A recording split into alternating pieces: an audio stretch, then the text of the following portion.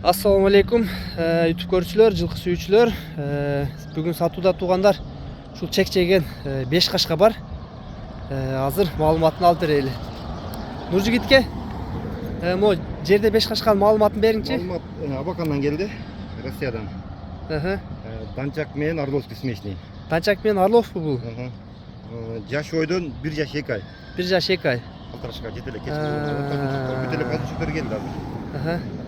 Бастырчыңыз кандай жакшы эле келди, ден соолуктары, ичип жегендери. Жактан эттүү келди эле булар. Биринчи алынган, камалгандар алар арттап кетти эле. Булар акырында жетелди эле. Бияка жетелешип бияка.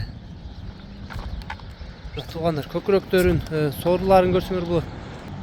Бу ден соолуктарын кандай экен? Буту колу тазабы? Буту колу таза, урулган, сырылган жерлери жок. Ден соолук өтө сонун келди, жакшы келди. Тайлардын баардыгы эле жакшы келди.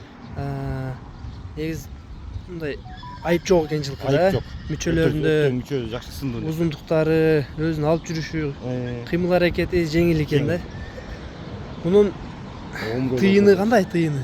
Тыйын $2000 сурап атат. $2000, Кем болот. Өзбекстан, Казакстанга чыгарып берген жолдору бар. Коңшу өлкөлөргө жолдору бар өтүп бериштин. Машалла, өтө сонун. $2000 кеми бар экен туугандар. Дареги кандай эле? Дарегин бир кайталап коюң. Дареги Аламдин район, село Ленский. Село Ленский, Алматинка трассаны. Ушундай туруп турчу көкүрөктөрүн көрсөтүп коюн тайдын.